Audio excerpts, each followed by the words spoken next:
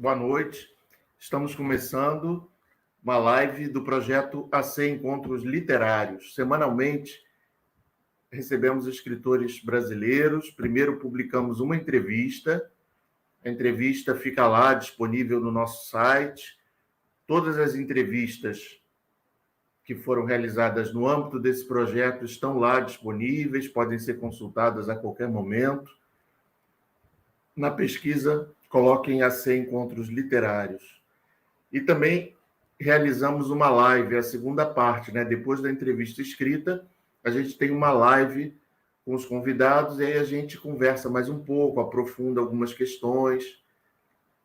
E, Rafael, e só completando, as lives também ficam armazenadas na playlist, né, do canal do Articult no YouTube. Playlist que se chama justamente AC Encontros Literários. Então, Rafael pode passar a entrevista escrita do nosso convidado de hoje. E aí eu sugiro, né, quem não leu ainda a entrevista, pode passar lá, dar uma lida.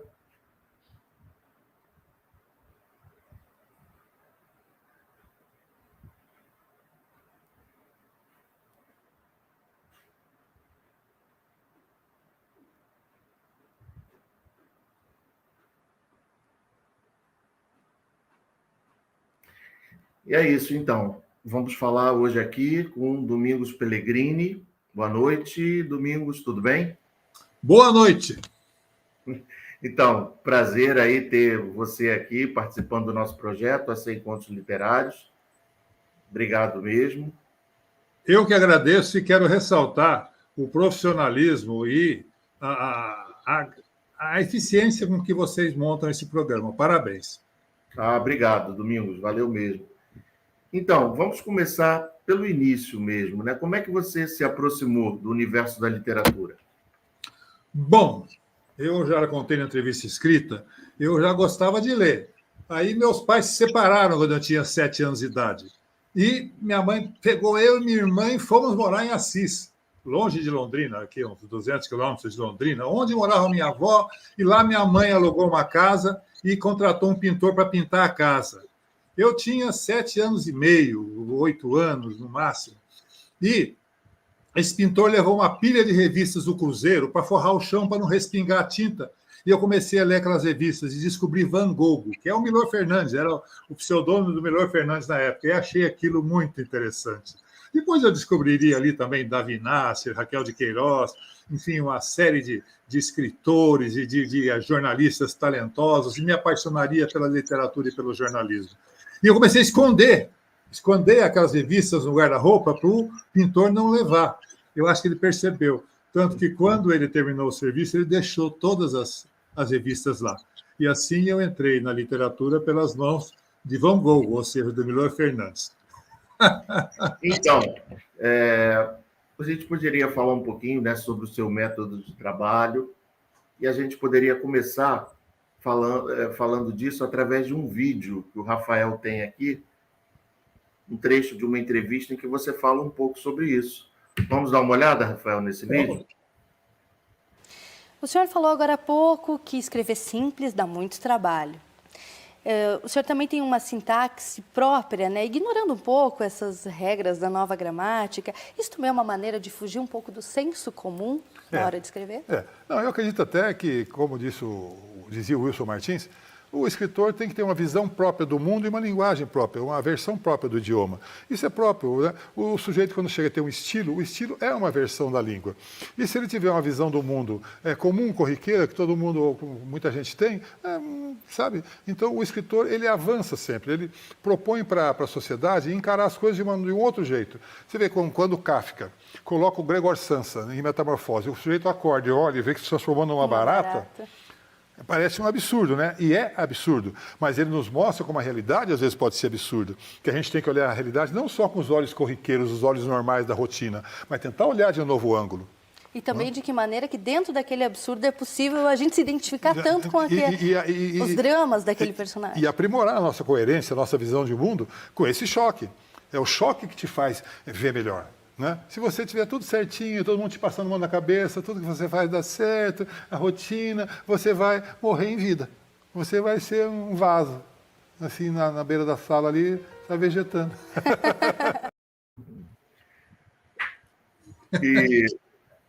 E aí, Domingos, você acha então que essa busca pela originalidade, por um estilo próprio, é muito importante, né, para o escritor, né? Ah, sim. É como eu falei ali, olha, cada escritor, para ser realmente um escritor, né, tem a sua versão da língua, a sua visão do mundo. Não é? O dom, o artístico, ele oferece não só a habilidade, como também a individualidade. Não é? O sujeito que é realmente um dançarino, ele dança do seu jeito. Né? O pintor pinta do seu jeito. Não é? E o escritor escreve do seu jeito. Não é? Isso só ressalta o fato de que a humanidade é a espécie animal mais diversa nesse planeta. Nós somos os mais diversificados. Não é? Não só fisicamente, etnicamente, raças, como também em crenças, não é? Em visões de mundo. É muito interessante isso, porque muita gente fala que é democrata, mas quando vê a sua crença sendo ameaçada, por exemplo, por uma nova eleição, ou por um novo governo, ou por uma nova situação política, acha que é um absurdo. É só a crença dele que pode valer. Não, não, não. A diversidade é a nossa maior riqueza. E a democracia se constrói em cima da diversidade. E a maior proeza humana é pegar gente de diversas crenças, de diversos pontos de vista, de diversas aptidões e construir juntos. Por isso que eu sou muito admirador e entusiasta do cooperativismo. Então, falando um pouco, né, de método de trabalho, você até na entrevista escrita falou que você está reescrevendo alguns textos que vão sair, né, enfim, depois de reescritos, vão ter uma nova edição. Como é que é essa? Por que você resolveu reescrever esses textos? Olha, primeiro porque eu publiquei meus primeiros livros, eu estou escrevendo, principalmente reescrevendo contos. Eu tive uma série de livros de contos que eu acho que foram marcados por um certo despreparo. Eu publicava muito apressadamente, sabe? Depois, relendo esses contos, esses livros, eu notei que eles precisam ser reescritos. E eu, então, posso contar com isso, com que escritores de outras épocas não puderam contar, porque não tinham computador para armazenar os textos e rever e refazer os textos mais facilmente. Né? Imagina o José de Alencar se fosse reescrever as suas coisas. Ele tinha que reescrever à mão ou pagar para alguém tirar uma cópia. Mas, sendo para reescrever, não dá para pagar ninguém, porque só o autor que pode reescrever. Então, olha como nós somos agraciados de poder reescrever as coisas.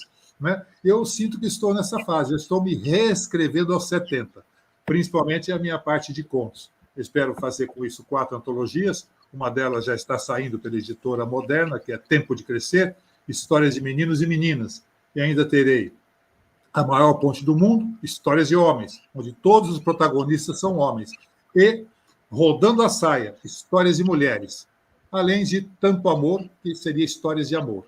Então, eu estou reescrevendo todos os meus contos, que é nos 10 livros, para juntar em 4 livros apenas. Ou seja, eu estou ajudando aquilo que o tempo faz, que é selecionar, que é entropiar, ou seja, desgastar, selecionar e, enfim, apresentar ao futuro o pouco que resta de tudo, de muito que fazemos. Ainda bem, né? Já pensou se tudo que a gente fizesse, tudo ficasse, o mundo explodiria. O mundo seria inacessível de tanta coisa. Mas, então, essa reescritura é só com relação aos contos, por exemplo, romance, infanto-juvenil, poesia, você não está reescrevendo ou não pretende? Não, isso aí reescrevendo assim, poesias quando não foram publicadas ainda. Mas os romances juvenis estão bem escritos.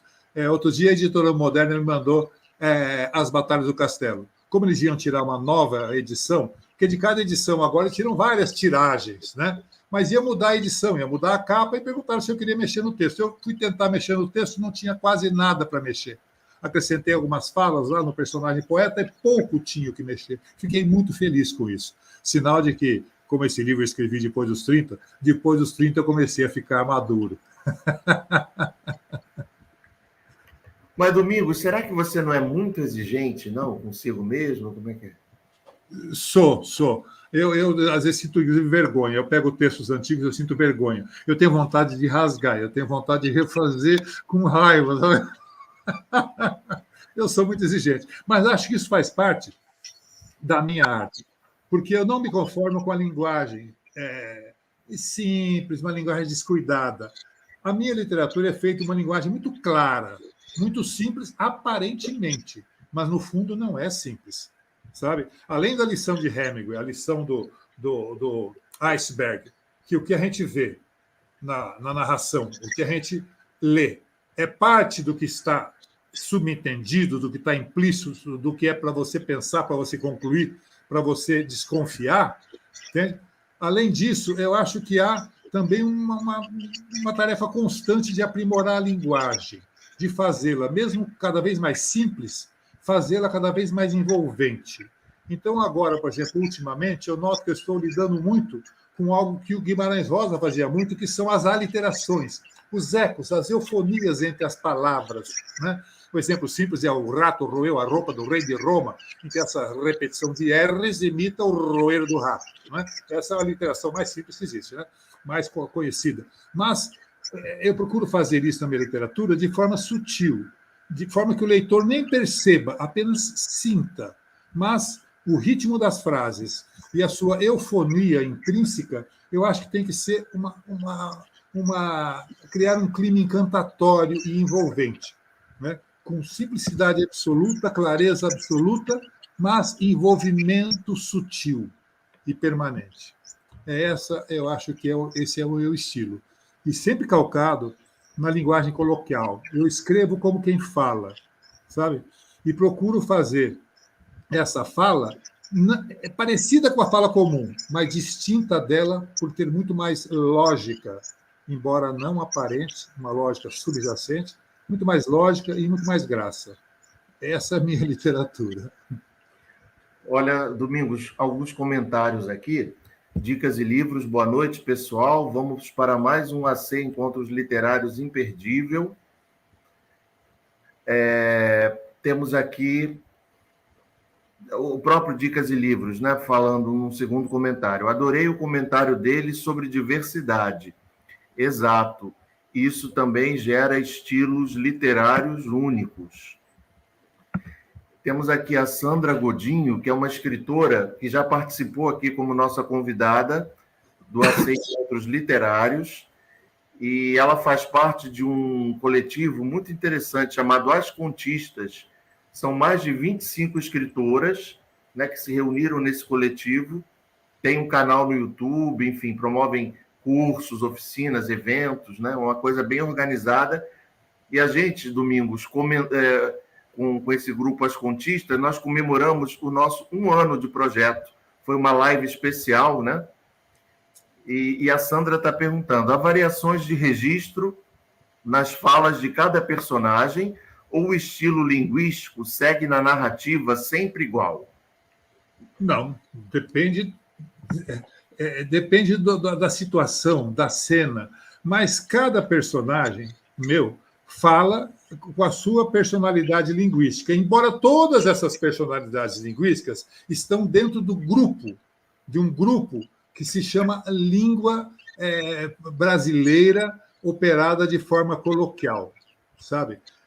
Eu quero transformar a língua falada brasileira numa língua altamente literária, simples e que não pareça literária. Eu peguei muita bronca, sabe, da literatura que parece literária, quando, aos 13 anos, 12 anos, eu comecei a ler José de Alencar. Naquele tempo, passavam vendedores batendo palma nas ruas e perguntando: quer comprar livros? Eles levavam uma maletinha com um exemplar de cada coleção e vendiam coleções de livros. Minha mãe comprou Machado de Assis, José de Alencar, e eu comecei a ler. E Machado de Assis não sofre desse problema, mas José de Alencar sofre.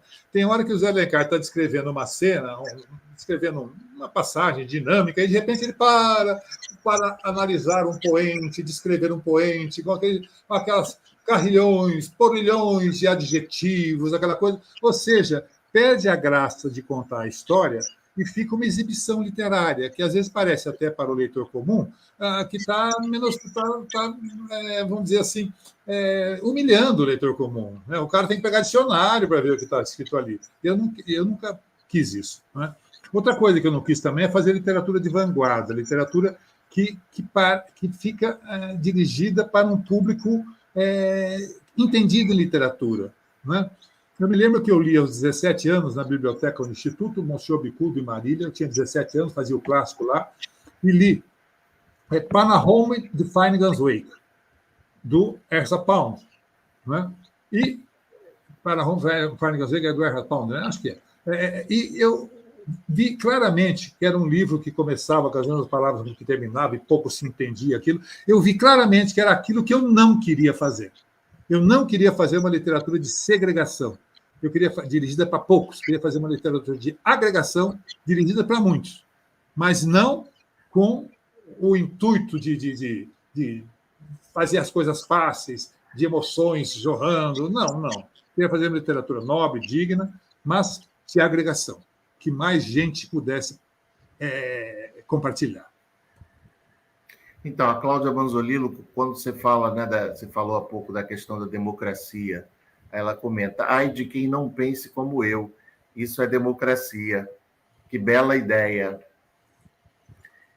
E temos aqui, Domingos, uma outra escritora que também faz parte desse grupo das contistas que eu mencionei há pouco, né? A Paula Giannini. Ela está comentando aqui: que coisa maravilhosa prestigiar uma entrevista de Domingos Pellegrini. Tenho todos os livros, incluindo Notícias da Chácara e o de Poesia Pequenino. Acho que é um livro pequeno de poesia, é isso, né? Que bom. Mas, Sandra, se você quiser, fica à vontade, comenta aí. Ela falou de um livro, e qual livro que ela falou mesmo? Esse de poesia pequena e do Notícias da Chácara. Notícias da Chácara. É um livro nem crônicas, são notas, pequenas notas, que eu fiz quando eu mudei para a chácara. Mudei de apartamento para uma chácara e aquilo foi uma descoberta para mim. Que eu retomei um convívio e uma paixão pelas plantas que vem da minha avó Sebastiana, que vem do meu nono José, e que minha mãe também. Mesmo morando em apartamento, ela tinha muitas plantas. E eu sempre gostei, então, desde menino, de plantas. Mas vivia sem plantas, porque eu morava em apartamento, viajava muito, tinha medo de deixar as plantas sem água e voltar a estarem secas. Uma vez me aconteceu isso, eu me senti muito mal.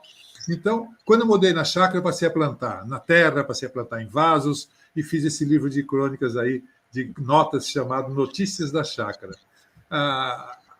Hoje, eu sinto, com 73 anos, que o pedaço do mundo que eu mais gosto de visitar é o meu quintal. Adalvo, vamos agora, sábado, viajar para a praia, aquela coisa toda, mas eu já sei que eu vou sair com vontade de voltar, porque eu gosto de mexer no meu quintal, sabe? Na terra, nas plantas. Eu me sinto em comunhão com o planeta quando eu mexo no quintal. E eu sinto que a única parte do planeta que eu posso deixar direitinho, eu posso cuidar, eu posso embelezar, é o meu quintal. Eu já sonhei em mudar o mundo. Agora, cuidar do quintal já é, para mim, uma grande conquista. A Sandra Godinho está dizendo que amou Terra Vermelha. Acho que a gente vai mostrar a capa daqui a pouco, mas se você quiser, pode mostrar aí. Olha, eu não vou mostrar a Terra Vermelha, está aqui, né? Edição da Leia, mas eu vou mostrar uma carta que eu recebi quando foi lançada a primeira edição de Terra Vermelha, em 1998. O professor Dilson Catarino, do Colégio Max, em Londrina, deu para o pessoal do terceiro colegial. E é um livro de 511 páginas, né? E daí eu recebi uma carta de uma menina.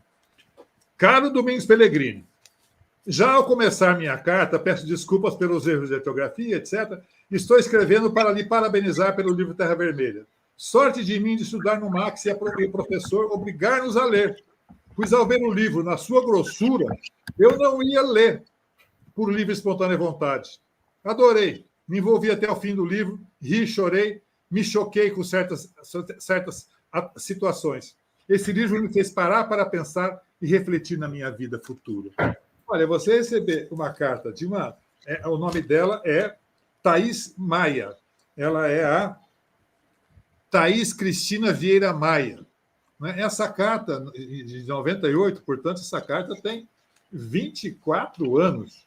Não é?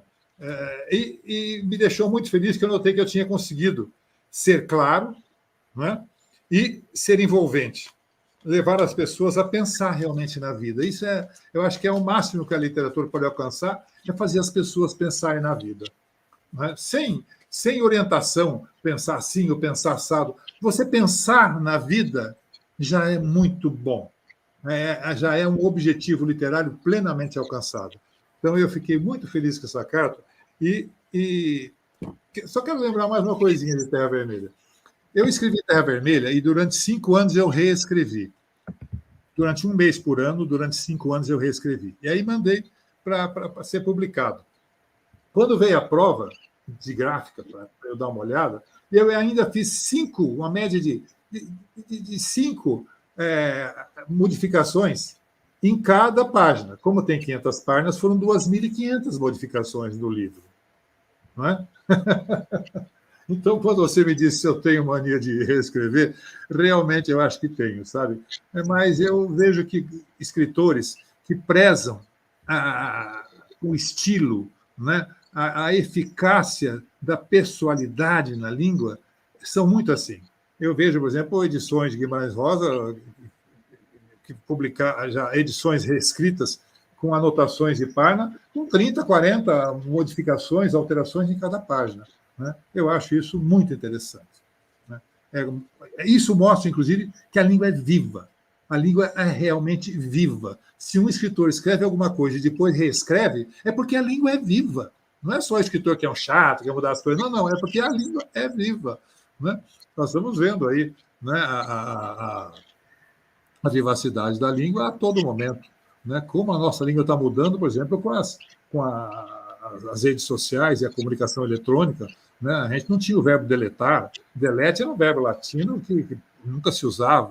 E hoje nós estamos vendo, zapiei para você, que a língua é viva, ela vai ganhando novas formas, novas palavras, ela vai se alterando e se modificando o tempo todo.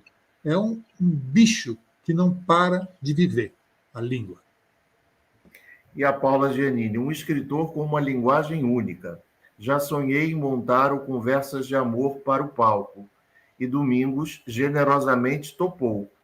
Mas a vida vai nos levando por outros caminhos. Quem sabe ainda sai do papel, né? Um dia. Quem sabe? O que eu sei é que é muito interessante, sabe? Isso que Deus me deu, que é o dom literário. Eu acredito que é um dom, sabe? É algo que a pessoa nasce com ele. Assim como o dom de dançar, assim como o dom de ser político, de ser homem de ação, empresário, de ser homem de articulação, que é o político, de ser homem de espírito, que são os místicos. Não é?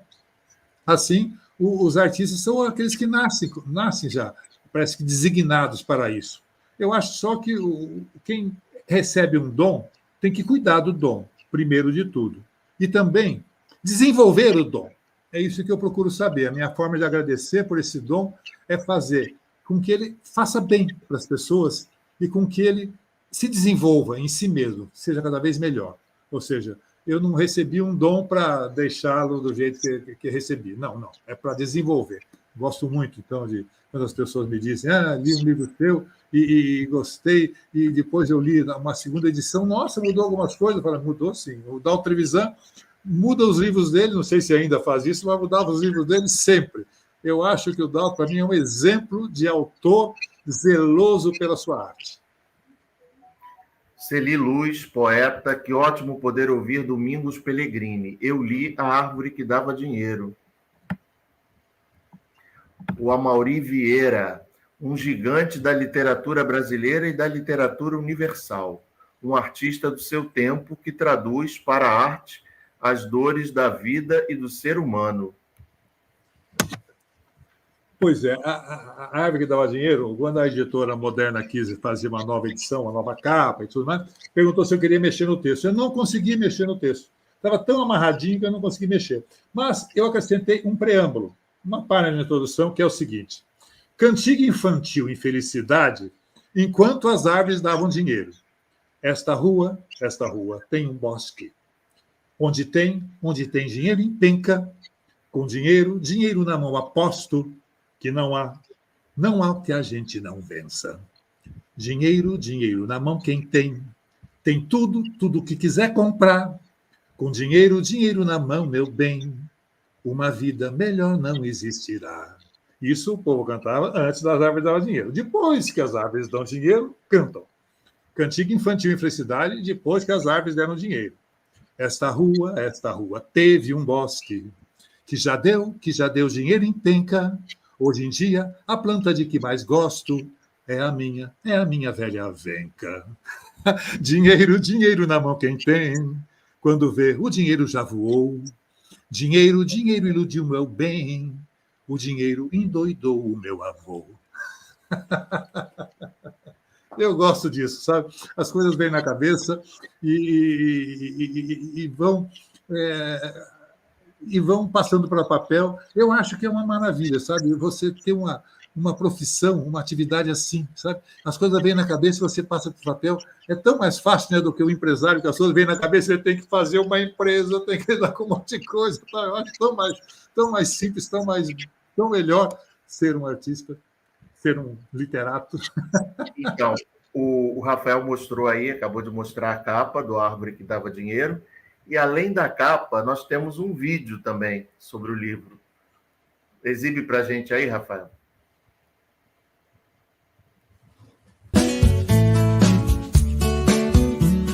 Da onde me veio a ideia de escrever A Árvore que Dava Dinheiro? A ideia de escrever esse livro veio de um outro livro, A História das Riquezas do Homem, do economista norte-americano Leo Huberman. Nesse livro ele conta que a economia, ou seja, a produção, o transporte, a armazenagem, as relações de compra e venda, como nós conhecemos na economia, começaram a existir antes até de existir dinheiro. Quando, por exemplo, havia o mercado de troca. O pescador, quando lhe sobrava peixe, trocava por lenha do lenhador. E o lenhador, quando tinha lenha em excesso, trocava por peixes do pescador e também por sementes do lavrador e assim por diante, né? Aí eu pensei que interessante seria se os jovens nas escolas pudessem conhecer isso, essa história da economia, né? Que nós vivemos todo dia.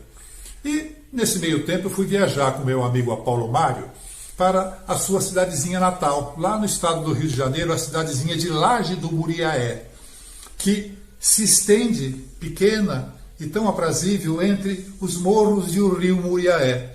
E ali eu vi, naquela cidadezinha, onde todo mundo conhece todo mundo, onde havia um único açougue, eu vi que ali podia ser o ambiente ideal para contar essa história de árvores que davam dinheiro. Porque é uma cidadezinha que tem muitas árvores na rua, e eu pensei, a história podia começar com uma árvore que desse dinheiro.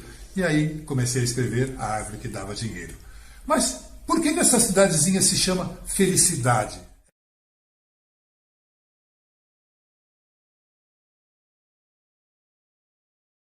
É outra pergunta que me fazem. Ora, para lembrar o velho ditado de que dinheiro não traz felicidade.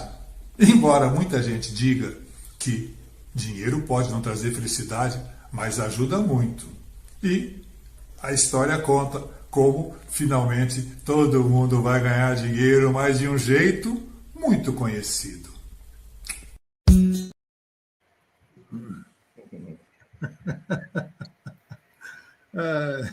Domingos, temos mais comentários aqui. Cláudia Manzolillo, o seu quintal é o mundo, lembro-me de meu pai. E depois ela diz, né, quando você fala aí que gosta de reescrever, enfim, tem essa preocupação aí com o texto, perfeccionista, congratulações. E a Paula Giannini falando que Terra Vermelha é sensacional. O Amaury Vieira, a obra do Domingos é universal, um escritor do seu tempo, que traduz para a literatura as dores e a beleza da vida, seus livros já nascem clássicos e os leitores do futuro serão a prova viva disso.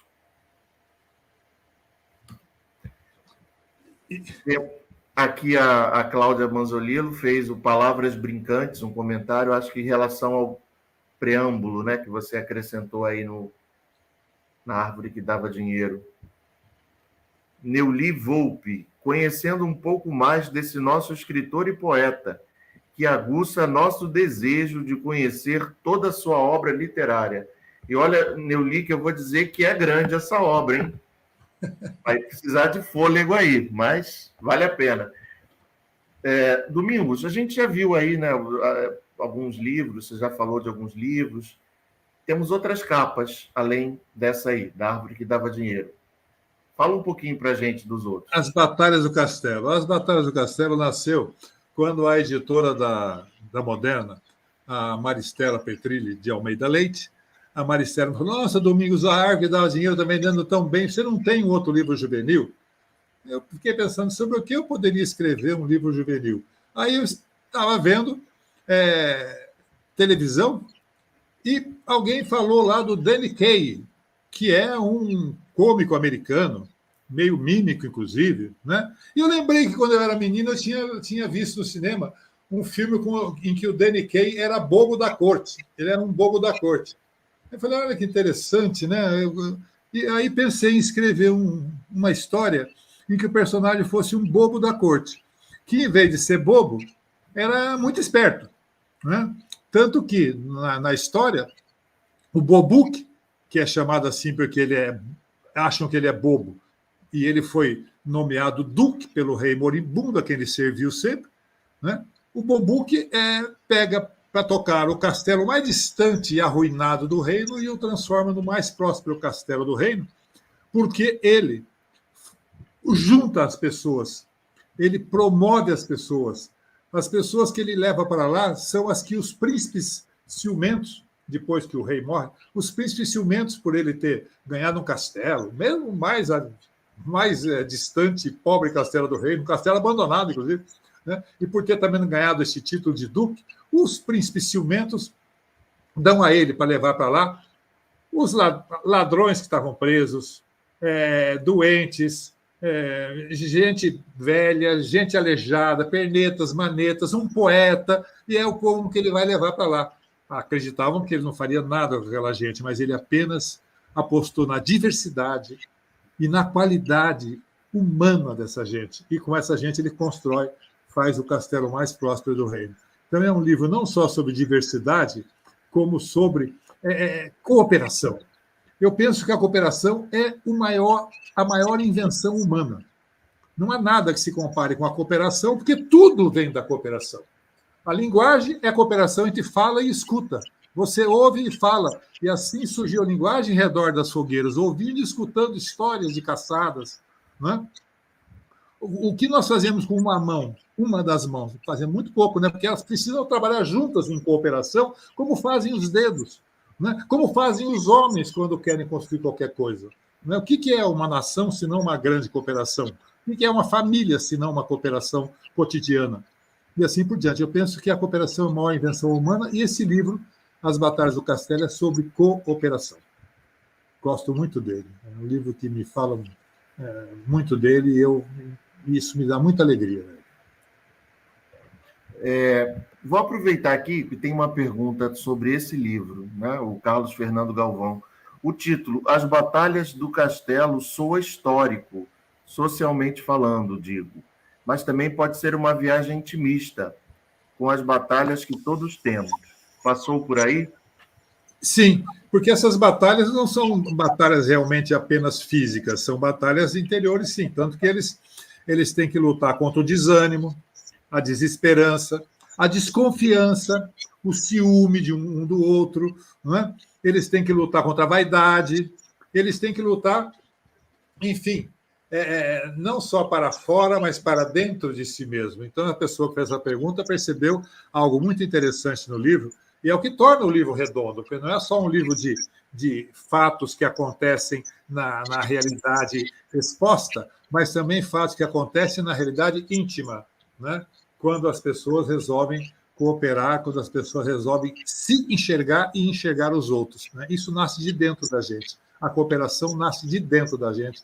Ela não consegue ser imposta, ela não vale quando é imposta. Vocês vão ser cooperados, vocês vão fazer as coisas juntos. Não adianta. As pessoas têm que fazer porque querem, porque gostam, porque aprendem, que melhoram com isso.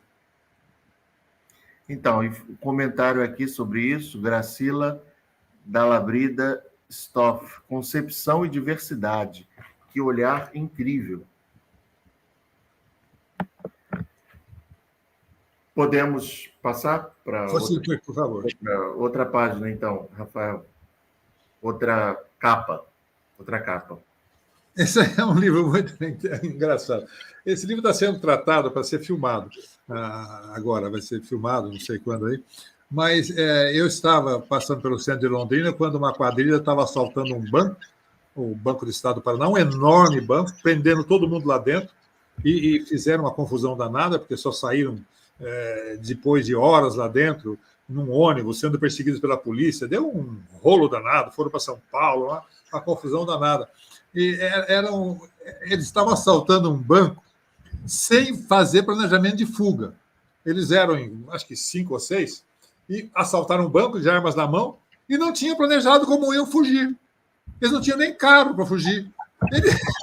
Era de um amadorismo, de uma incompetência que lembra em muitos aspectos a civilização brasileira. Nós temos na nossa civilização ainda muito isso de incompetência, de improviso, não o improviso artístico, o improviso relaxado, o improviso relapso, o improviso confiante na sorte, né?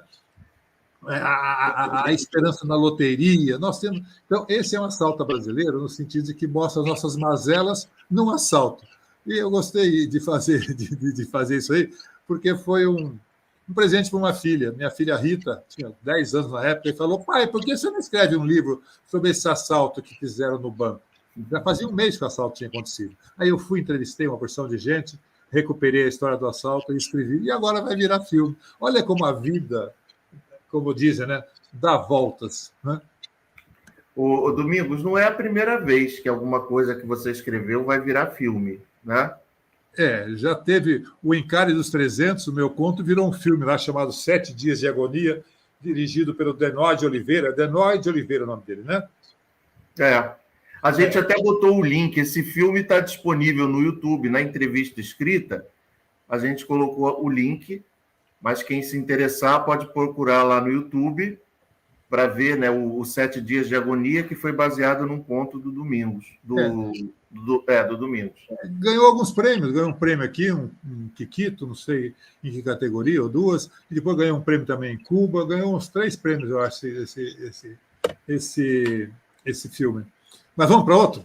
Mas só concluindo essa parte, você teve alguma participação no roteiro? Não tive participação nenhuma. E lamentei, inclusive, que a produção foi mal planejada. Então, acabou o dinheiro no meio da produção, no meio da filmagem, e houve um cotizamento, uma vaquinha entre atores para terminar o filme, aí o filme saiu meio claudicante.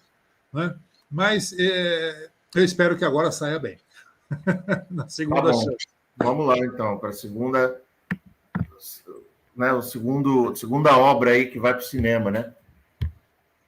Estação Brasil. Estação Brasil é um livro de ficção científica. Passa-se numa estação interplanetária, uma estação não interplanetária, uma estação espacial que fica rodando em volta do planeta, como temos aí, né, temos aí a estação russa, agora parece que está tendo a chinesa também, tem a estação russa, não, a estação internacional, né, onde tem forte participação dos russos. Um brasileiro já esteve lá, né? O ex-ministro Marcos Pontes esteve nessa estação. Enfim, eu faço uma estação onde os brasileiros vão se defrontar com problemas bastante terrenos, né? Problemas de convivência, problemas de compreensão, problemas de harmonia entre pessoas. Né? Ou seja, eu transformo essa estação num microcosmo político do mundo. Né? Eu penso que as pessoas têm que ter uma consciência do mundo e da nação, né? Saber, conhecer a Constituição. O que diz a Constituição? O que dizem as nossas leis? O que nós podemos ou devemos fazer ou esperar? né? Creio que se houvesse mais consciência disso, haveria menos gente iludida com falsas soluções, com ilusões de poder que não se sustentam e assim por diante. Gostaria muito que mais gente conhecesse o nosso principal livrinho, que se chama Constituição da República Federativa do Brasil. Vamos em frente. Carlos Fernando Galvão tem aqui a maior batalha contra nós mesmos. Em um mundo cooperativo, temos que ser melhores do que nós, não necessariamente do que os outros. Grande frase. Gostei muito dessa frase. Temos que ser melhores do que nós, não necessariamente melhores que os outros. Nós só somos melhores quando nós juntamos com os outros e fazemos. Eu vejo que há um grande desconhecimento no Brasil sobre o cooperativismo, sabe? Eu sinto que os brasileiros ainda não perceberam a riqueza que tem se prestigiarem o cooperativismo, inclusive o cooperativismo de crédito. Esses dias eu estava conversando com um cidadão negro, ele estava me reclamando das faltas de oportunidade, do racismo estrutural, etc. Eu falei, mas vocês precisam perceber também que vocês estão muitas vezes negligenciando cooperativismo. Vocês estão negligenciando empreendedorismo. Vocês estão negligenciando autonomia. Né? É preciso reclamar menos e se tornar mais autônomos. Né? Abrir mais empresas, criar mais cooperativas e participar de mais cooperativas. Porque eu vejo que o caminho para vencer a desigualdade no Brasil, a tão famosa desigualdade, é a prosperidade.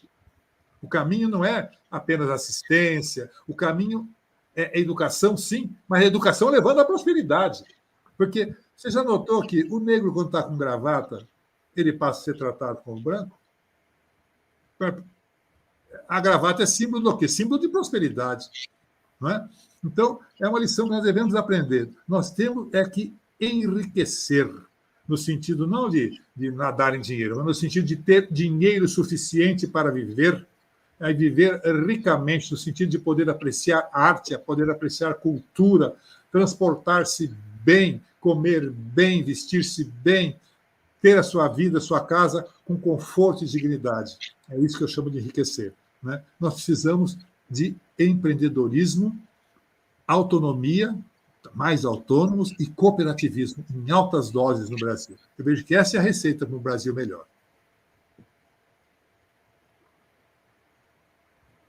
Mulheres Esmeraldas. Esse livro é muito interessante, que esse livro foi publicado recentemente, mas ele foi escrito há 20 e poucos anos atrás. Eu escrevi esse livro e achei que ele não estava bom. E o engavetei. E esqueci dele. E um dia, fazendo uma limpeza no computador, eu dei com esse livro. E imprimi algumas páginas e dei para a Dalva, para minha mulher, ler. E ela leu e falou, isso aqui é bom. Aí eu imprimi inteiro para ela ler. Ela leu e falou, isso aqui é bom. Enviei para a Luciana Vilas Boas, minha agente literária, e ela encaminhou a publicação. O livro está com um contrato assinado para filmagem, né? Já é um contrato efetivo, já me pagaram parte do dinheiro, inclusive, né? E espero que vire um bom filme. É um livro sobre mulheres e sobre aquilo que eu acho que as mulheres mais têm que fazer para romper esse ciclo milenar, né, de subserviência, de serem maltratadas, de serem desprezadas, enfim, de sofrerem o machismo estrutural. Né? Assim como não há racismo estrutural, o machismo também é estrutural. E essas mulheres se unem e conseguem uma vida nova, uma vida melhor. Inclusive, é um livro que tem uma coisa que o distingue na literatura brasileira, não só contemporânea, como passada. Ele é um livro com final feliz. O protagonista e a protagonista se casam e têm um filho e são felizes. É difícil você ler um livro na literatura brasileira que termina bem, né? Sempre é em desgraça, infortúnio e tal. Parece que há, em muitos intelectuais e muitos criadores, essa ideia de que arte que termina bem, que caminha para a felicidade, é piegas. Não, eu não acho, não. Depende de como você toca a viola. Né? Depende de como você toca a coisa, você pode tocar não só o coração, como a mente das pessoas, sem ser piegas, sabe? Sendo uma literatura de congraçamento e de busca e de aceno para a felicidade. Então, Você falou que o Mulheres Esmeralda, você espera que vire um bom filme. Já há alguma negociação nesse sentido? Já foi contratado, já faz algum tempo. Já vai virar mesmo, né? Foi contratado pela RT Produções, a Rodrigo Teixeira, né? Rodrigo Teixeira, a RT Produções, que é uma grande produtora, talvez a maior do Brasil. Foi contratado, recebi uma boa parte do adiantamento que eles dão, e estou esperando que seja produzido. Mas, nesse meio tempo, veio a pandemia. Isso foi há mais de 2 anos, porque depois veio a pandemia, veio essa coisa toda, e eu não tive mais notícia, mas espero que esteja sendo tocado. E acredito que pode dar um belo filme, inclusive uma oportunidade excelente para alguns atores, que é um livro que prevê atuação bastante intensa de atores, porque há personagens intensos, né?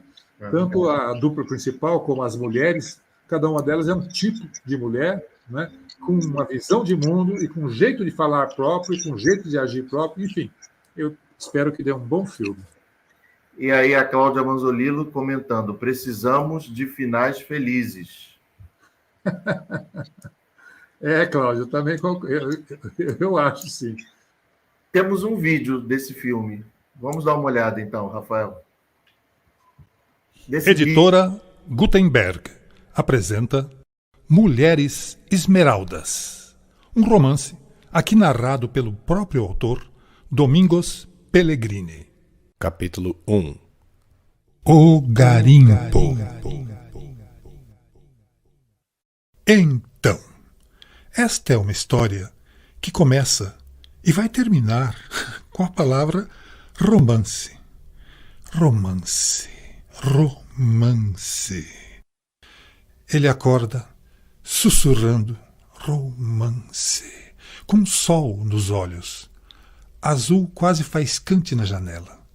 Romance precisa, antes de tudo, ser escrito. E hoje, sem falta, vai começar a escrever. Os garimpeiros podem esperar. Pouco antes de acordar, estava no mesmo sonho de sempre. Uma mulher, de quem só se vê o alto da cabeça, se atrapalha com o zíper de suas calças, tentando abrir e não conseguindo, dizendo que zíper é mais complicado, o tesão dele acabando. Aí ele acorda. Para o seu amigo Maurílio, a interpretação é óbvia. Você está procurando uma mulher esperta, meu chapa. Ele levanta da cama úmida de suor, se assustando com a baita teia de aranha, mas é só o mosquiteiro.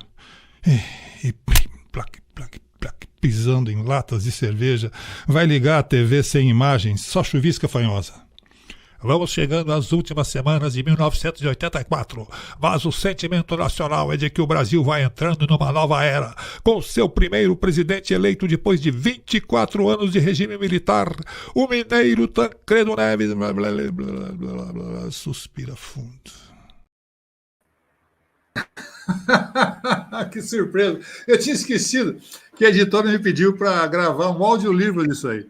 E durante, eu acho que vários dias, eu fui no estúdio, aqui em Londrina, né? No estúdio contratado pela editora, e fizemos esse áudio aí. É interessante que, nesse trecho que foi falado aí, me faz lembrar que o personagem principal é um repórter da revista Playboy, que vai fazer reportagem lá na região dos garimpos, lá no Pará, e conhece um garimpo de mulheres. É um garimpo tocado por mulheres, né, que se revoltam contra o machismo dos garimpos. Olha, não existe ambiente mais machista do que garimpo. Impressionante, sabe? E fazem o seu próprio garimpo, né? E ele que vai lá para fazer uma determinada matéria, a reportagem, acaba se encantando com o garimpo de mulheres, e aí ele se envolve numa série de acontecimentos que mudarão a sua vida e que formam o que a Luciana Vilas-Boas, minha agente, chama de um road movie, um filme de estrada, né?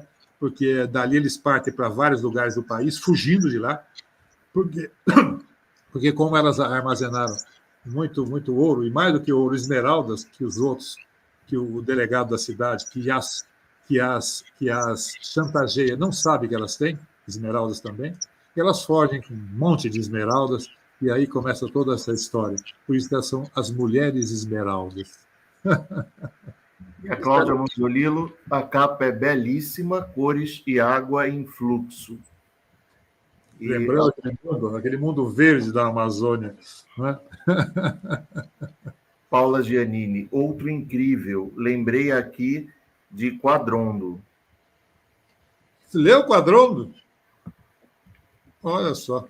É um dos romances, dos meus estranhos romances. Eu publiquei uma série de romances na Record, que são romances, alguns muito estranhos. Um deles é Quadrondo. Esse é um romance que eu queria ter reescrito, sabe? Não é que eu desgosto dele, mas deveria ter sido reescrito. Agora, esse aqui, O Caso da Chácara Chão, ganhou o Prêmio Jabuti, né?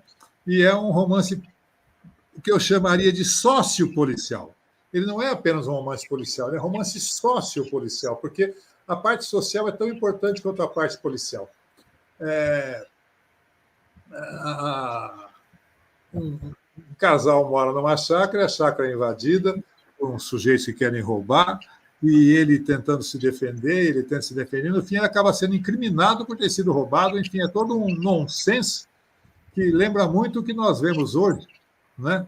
em que há regiões do Brasil em que os bandidos é que dominam e que mandam, a polícia não entra, e assim por diante. Né? É um nonsense mesmo o caso da Chácara Chão, e que só se resolve quando os vizinhos resolvem cooperar e resolvem se ajudar. Né? É mais um caso de que a solução vem da cooperação. Né? Aliás, o caso da Chácara Chão, tudo com C, né? Caso, chácara, chão, né? E cooperação também é com C. Não tinha pensado nisso até agora. A Paula Giannini está confirmando que ela leu, sim, Quadrondo. Que bom, Paulo, obrigado. O Homem Vermelho. O Homem Vermelho é um desses livros que eu estou reescrevendo, formando antologias, e é um livro que me veio. Eu me lembro do conto O Homem Vermelho, quando ele me veio esse conto.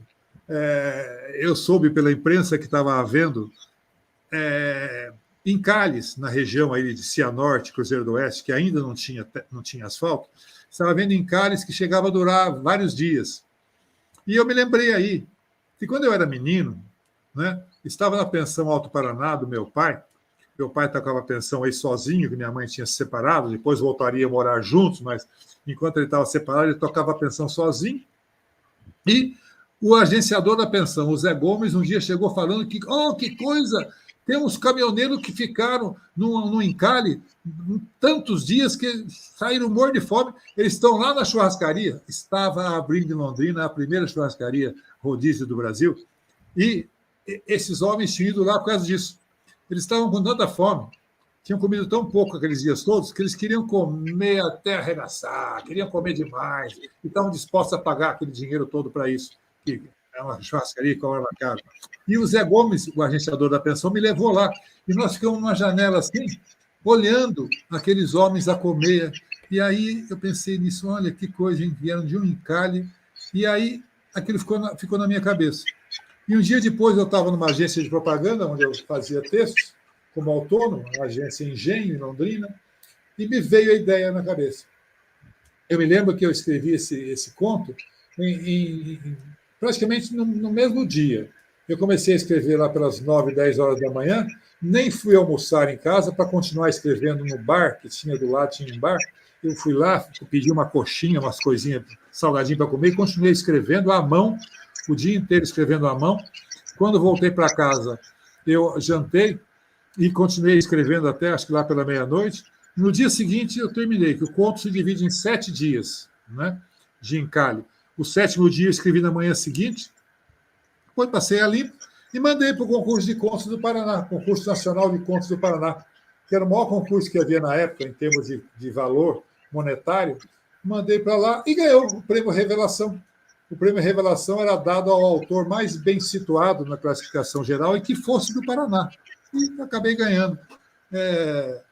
Isso abriu o caminho para a minha primeira publicação, que foi O Homem Vermelho, já como título de livro, porque em 1974 eu entrei no jornal Panorama, que estava sendo criado em Londrina, para ser o maior jornal do sul do Brasil, né?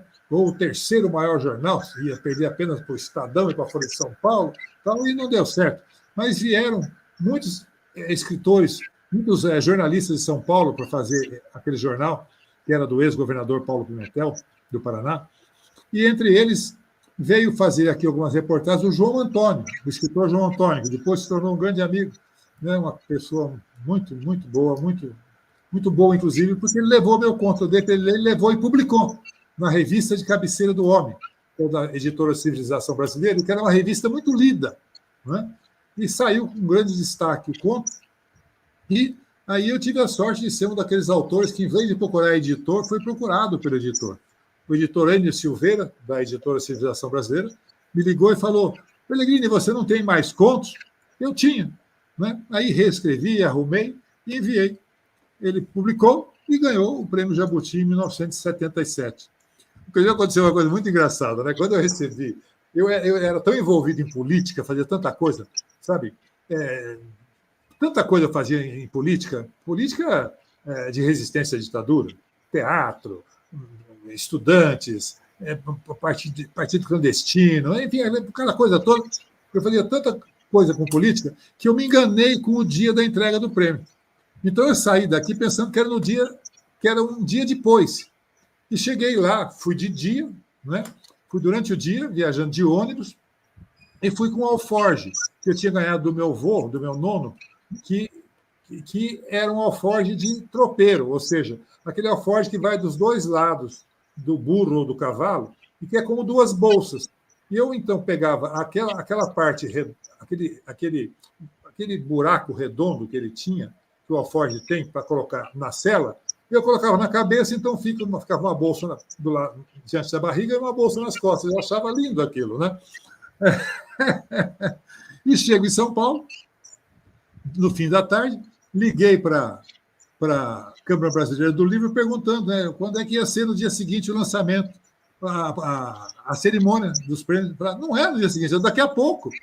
Aí fui eu, na cerimônia de entrega do Prêmio Jabuti, com a roupa de viagem e de alforge, né?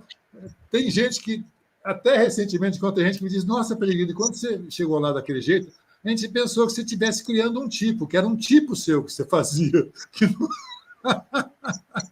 E eu estava enganado pelo meu ritmo atabalhoado de vida. Foi muito interessante aquela entrega de prêmio. Espero que os contos desse livro, agora reescritos, sejam bem lidos e encontrem público. Terra Vermelha é um livro onde eu caso, ficcionalmente eu caso, o meu avô, pai do meu pai, que é o meu nono Giuseppe Pellegrini, eu caso com a minha avó, mãe da minha mãe, Sebastiana Rodrigues da Silva, que era descendente de índio. Ela era mistura de português com índio. Então, eu tive a graça de ter o Velho Mundo, né, na forma da herança italiana, e o Novo Mundo, na forma da minha avó Sebastiana. Eu tive esses dois mundos no meu sangue. Eu tenho esses dois mundos no meu sangue. E quando eu quis escrever o meu primeiro romance, eu pensei em fazer um protagonismo desse casal, desses dois personagens que eu tive na minha vida e que me influenciaram muito. Eu tenho gratas lembranças da minha infância, tanto do meu avô, José, quanto da minha avó, Sebastiana. Tanto que o casal do livro se chama José e Tiana, e o livro é a história de um casamento com as suas amizades e suas lutas. É um livro que as pessoas se apaixonam. Eu escrevi com Bolsa Vita, a Bolsa não existe mais, acho a Bolsa Vita, mas escrevi durante 10 meses esse livro com Bolsa Vita, parei tudo que eu fazia para escrever esse livro, e eu tenho certeza, o melhor romance que eu já escrevi.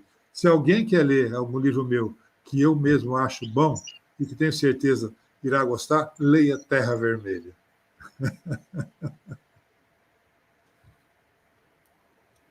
O que mais? Então, Domingo, você podia ler para a gente algum texto seu, ou um poema, né? Alguém aí já falou, o escritor e poeta, enfim, você faz haikai também. Eu preparei um poema aqui. É um dos poemas que Ultimamente eu tenho feito haikais. Eu nunca sentei para escrever poesia, sabe? Eu sentei para escrever romance, porque romance é algo que vai me deixando grávido, né? Contos eu escrevia antigamente assim também, de repente. Vinha a ideia, primeiro, geralmente a primeira frase, e eu começava a escrever o conto. Era quase como uma escrita poética, sabe? Eu era levado pelo clima do conto e tudo mais. Às vezes eu até não sabia como terminar o conto, parava, depois voltava e solucionava. Mas romance não, romance eu me engravido do romance. É algum assunto que vai me tomando, vai me ocupando, vai se inserindo na cabeça, eu começo a perceber coisas, a fazer anotações, e, enfim, chega uma hora que eu tenho que fazer o parto, soltar aquela gravidez para fora e fazer o romance. Eu sempre escrevo metodicamente, dia após dia, né? Então, a Terra Vermelha foi o primeiro romance em que eu fiz isso. Sentei e escrevi metodicamente. Para mim foi uma descoberta, porque eu só escrevia esporadicamente. Agora, poesia não. Poesia só vem de repente. Nunca sentei para escrever uma poesia. Tanto que eu sigo o conselho de Mayakovsky, né? Você lê lá o livro Como Fazer Versos de Mayakovsky, sendo um poeta tão reconhecido, você pensa, vai ter aí uma série de normas técnicas, coisa altamente teórica. Não, ele começa assim. Se você quer ser poeta, ande sempre com papel e caneta. Essa é grande. Ele começa assim. Então, aí você vê a mentalidade objetiva, extremamente prática de Mayakovsky, né? E é uma coisa muito boa, porque se eu não andasse com papel e caneta, eu teria perdido a maior parte dos meus poemas, que eles vêm de repente. Haikais, por exemplo, ultimamente, agora tem vindo pouco, talvez esteja passando a fase. Tá? Haikais vinham tão de repente que às vezes eu ia pescar, em pesqueiro, vinha 12 haikais. Eu tinha que, às vezes, emprestar um papel de alguém, porque meu papel tinha acabado. Aí eu aprendi a andar realmente com um caderno, como diz Mayakovsky. E agora, mais na idade depois dos 60, agora em volta dos 70, começaram a voltar a me vir poemas longos, como esse aqui. O Fogo de Dentro. Existe um fogo que nunca se apaga. E, entretanto, nada precisa queimar. Passa de um a outro pelo olhar e vem de dentro e se mostra nas mãos. Mãos que se encontram e se cuidam, mãos com ferramentas ou canetas, mãos que ajudam, mãos que dão, mãos que se negam a apontar culpas, mãos que acariciam crianças e velhos, mãos que costuram entendimentos, mãos que cozinham com muito gosto, mãos que sovam bem sovado o pão, mãos que lavam louça alegremente, mãos que massageiam sentimentos, mãos que plantam flores para todos, descascam frutos para os outros, fazem com amor silenciosamente tudo o que é preciso que se faça e nunca se rendem ao desconsolo. Mãos que, quando se cruzam no colo, é por canseiro, é por canseira, não por desesperança. É um fogo feito também de palavras. Palavras boas faladas com amor, palavras que ensinam e consolam, palavras que compreendem e perdoam, depois de perguntar e de ouvir bem, palavras faladas olhando nos olhos, palavras escritas com o coração, e que quase se pode pegar na mão, palavras que se movem e que movem gente para frente, palavras que procuram aclarar caminho, palavras que encurtam a distância entre pessoas e cidades e povos e continentes. É um fogo que também acende as artes e canta, dança, toca, pinta e borda e joga todos os jogos de esporte, sempre ganhando os campeonatos todos, sempre torcendo para que não se apague esse fogo, pai de todos os fogos. É um fogo que apenas mente apaga quando alguém desiste ou vai embora. Mas os que ficam continuam logo a manter sempre aceso esse fogo e as suas cinzas chamam-se história, com H maiúsculo, chamam-se história. A sua lenha chamamos de tempo. A sua luz nós chamamos de alma. E só é visto esse fogo lá dentro dos olhos. O nosso fogo sempre aqui e agora. O nosso fogo que nunca se apaga. Legal. Domingos, temos aqui algumas fotos, né, que vão contar um pouco da sua trajetória de vida, da sua trajetória literária. Vamos dar uma olhada aí, você pode comentar, fazer comentários. Né? Essa é uma foto do meu pai, Domingos. Eu sou Domingos Pellegrini Júnior, só o meu nome literário, que é Domingos Pellegrini. a minha irmã Ana Vali, no nome só, com Y no final, Ana Vali, e eu, de calças curtas e suspensório, lá no Cristo Redentor. Por que eu estou só com meu pai? Porque eu tinha aí 7 anos de idade, aí deve ter 8 anos, e meu pai e minha mãe tinham se separado. E aí, nas primeiras férias, meu pai, acho que por birra e para provar que ele podia cuidar da gente sozinho, ele levou a gente numa viagem. Fomos para Aparecida do Norte, era uma coisa que meu pai gostava de fazer, que ele era católico, e minha nona era muito católica, a mãe dele, e fazia questão que ele fosse para Aparecida do Norte. Lá fomos para Aparecida do Norte e depois para o Rio de Janeiro e fomos ao Cristo Redentor, abrindo os braços atrás de nós. E essa foto me lembra sempre como foi importante para mim a separação dos meus pais. Foi importante, porque eu cresci resiliente, sabe? Eu cresci resistente, eu cresci procurar caminho, eu cresci não conformante, porque meus pais se separaram e me colocaram para viver com uma parte do tempo e com outra parte do tempo. Isso me deu uma diversidade de perspectiva na vida, uma diversidade de sentimentos muito interessante. Eu passava a maior parte do ano com a minha mãe, em Assis, em Cornélio Procópio, em Marília, durante 7 anos, nessas 3 cidades. Né? E minha mãe batalhando para viver e tudo. E nas férias, em julho, janeiro, dezembro, janeiro e fevereiro, eu vinha para Londrina ficar com meu pai, na casa dos meus nonos. E isso foi muito importante para mim, porque me deu essa vivência que depois muito mais gente teria e que naquele tempo pouca gente tinha, porque poucos casais se separavam. A separação era um estigma. A mulher separada era como se carregasse um anátema, uma maldição. Né? Tanto que não falava nem separada, não falavam nem desquitada, falavam separada. Sabe? Não existia divórcio. E a minha mãe lutou. Ela se separou, foi ser contrabandista, pegava 2 baita malonas, e deixava a gente em casa, sendo cuidadas por uma tia nossa, tia Olga, e ia lá para Santos. Ela ia nos navios ancorados em Santos comprar correntinha, bijuteria, canivete que abria automaticamente, perfume, essas coisas, lenço de seda, essas coisas que pesassem pouco e custassem muito. Enchia as 2 malas e voltava. Só que ela voltava, olha só que interessante. Ao invés de voltar aí num ônibus só, ou num trem só, não, ela pegava um trem e ia parando de cidade em cidade, nas grandes cidades ou médias cidades, para vender para as putas de tarde e para as madames de manhã e de noite. Ou seja, ela pegava 2 públicos. Ela ia nos cabeleireiros, ela ia onde se faz unhas, na pedicure, manicure, né? E de tarde ela ia nas casas de prostituição, onde as mulheres dormiam e de tarde acordavam, e aí aparecia ela com as suas malas.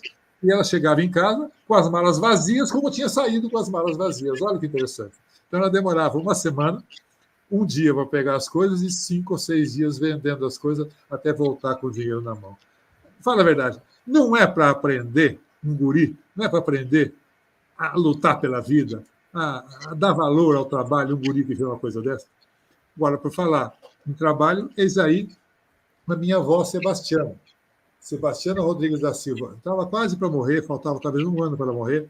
Não, até a cerca de balaúça lá no fundo, no quintal dela. No quintal dela, ela plantava cuspindo. Ela comia uma fruta qualquer, ela abria um buraquinho no chão, cuspia as sementes, fechava com o pé e nascia pepino, nascia tomate, nascia abóbora, nascia tanta coisa. Sabe? A minha avó era de uma prodigalidade impressionante. Sabe? Com ela, eu aprendi muita coisa. Ela é a personagem em que se baseia, ela é a figura em que se baseia a personagem Tiana do meu livro Terra Vermelha. Essa é a Sebastiana de Tiana, que casou ficcionalmente com o José, que vem a seguir, que é o meu avô, Giuseppe. Note que ele está pitando um cigarro e ele está de chapéu. Ele tinha 3 ou 4 chapéus. Ele tinha chapéu para ir na roça, para vender terras, ele tinha chapéu para ir na praça, ele tinha chapéu para dia de chuva, né? Tinha chapéu para frio, chapéu para calor. Ele era um homem de chapéu, certo? E era um homem de palavra, era um homem que gostava de contar história e fazia o pito dele, fazia o cigarro dele nunca tragava, só soltava o fumo, né? Ele fazia o próprio pito dele, minha nona também, né? E quando ele fazia o pito, ele sempre contava uma historinha ou outra, falava uma coisinha ou outra, e era uma visão muito interessante, que era uma história saindo pela boca dele e o cigarro saindo das mãos, aquele artesanato tão interessante que é fazer um cigarro palheiro. Então, eu devo ao meu avô essa lição de que a história deve ser contada com graça, sabe? Graça não no sentido de ser engraçado, de fazer rir. Graça no sentido de coisa divina, coisa que tem a ver com Deus, que tudo que existe é divino, tudo que tem existência tem excelência, né? Tem essência, é coisa de Deus. E ele me ensinou isso. E da minha avó Tiana, eu nunca mais esqueço o dia em que eu estava com ela na varanda e ela começou a escovar os longos cabelos que ela tinha, né? Note que os cabelos estão amarrados em coque, aí eu trago essa foto, né? E de repente ela começou a chorar. Eu falei, o que a senhora tem, vó? Por que a senhora está chorando? E ela me mostrou que no colo dela tinha uma revista, devia ser o Cruzeiro ou Manchete, mostrando que a cadela laica que os russos tinham mandado para o espaço, o primeiro ser vivo que saiu da Terra para o espaço orbital, a cadela laica ia morrer no espaço. Ela tinha sido sacrificada. E ela começou a chorar. E ali eu percebi que eu tinha herdado, e eu comecei a chorar também, eu percebi que eu tinha herdado algo que eu tenho até hoje, essa emotividade que me conecta tanto com a literatura e com as artes em geral, principalmente cinema e a literatura, né? E que veio dela. A minha avó era muito emotiva, né? Quando ela morreu, ela tinha um copo de azeite, onde ela botava sempre uma lampadinha, aquele paviozinho que fica numa bolachinha de papelão, uma ensopada, e fica aquele pedacinho, aquele fiapozinho de cera ali, aquela luzinha que ela trocava uma vez a cada 2 dias, assim. E quando ela morreu, a luzinha apagou. Ela acabou de morrer no quarto, a luzinha apagou. Eu achei aquilo tão bonito. Tem que parar agora, senão eu me emociono. Desculpa. Bom, eis o meu retrato, batido pelo seu fotógrafo Daniel Martinon. Era um fotógrafo espanhol que trabalhava na Folha de Londrina, e nós fizemos dupla. A gente fazia reportagem de página inteira. Às vezes chegamos a fazer 4 reportagens de página inteira numa semana, porque às vezes faltava a reportagem de página inteira para abrir o segundo caderno, que era o caderno cultural. Então, o Leonardo Henrique dos Santos, nosso chefe de reportagem, falava: Dinho, meu apelido, Dinho, vai lá, arranja uma capa até as 6 horas da tarde. Eu saía, às vezes era 4 horas da tarde, eu saía com o Martinon correndo e tal, para chegar às 7, 7h30, entregar uma reportagem ainda. Então, essa foto é do meu tempo de repórter, tirada por esse amigo morto já há muito tempo, Daniel Martinon. E nesse tipo de reportagem, com essa mesma barba, olha eu aí, na minha carteirinha da Presidência da República, assinado pelo chefe do Serviço de Segurança, isso em 1971, era a época da ditadura, e o presidente, acho que foi o presidente Médici, veio para Londrina e ficou ali cumprimentando as pessoas. Ele tinha que descer de um avião para pegar um avião Hércules, acho que era da Força Aérea Brasileira, para ir até Foz do Iguaçu. Então, ele cumprimentou 20 casais que foram levados pela prefeitura, pela organização do evento, foram levados para a beira da pista. Então, ele passou cumprimentando aqueles 20 casais. E eu me lembro que o Martinon, esse fotógrafo espanhol, nós tínhamos sido colocados um cercadinho, pintado no chão. A imprensa devia ficar naquele cercadinho, não podia sair dali, né?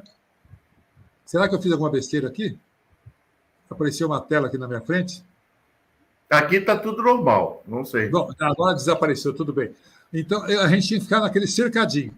Mas o Martinon, muito, muito esperto e muito profissional, começou a tirar um pé para fora do cercadinho.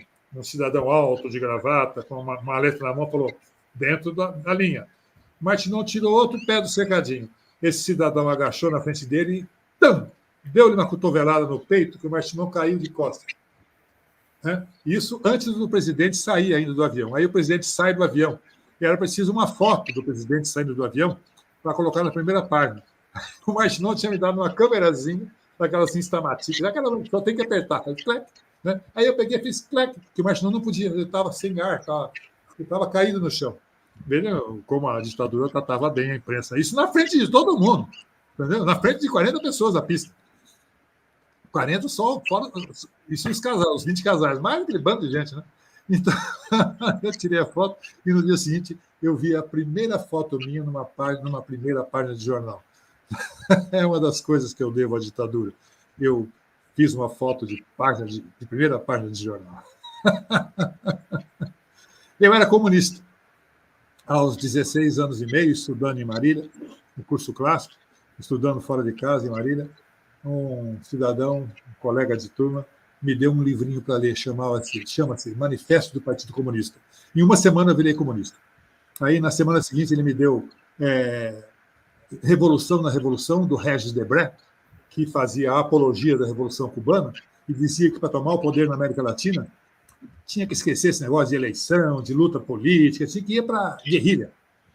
Iniciaram um foco de guerrilha, como na Revolução Cubana, e esse foco de guerrilha iria tendo apoio popular, ia se expandindo e juntando com greves gerais e movimento nas cidades e ia tomar o poder.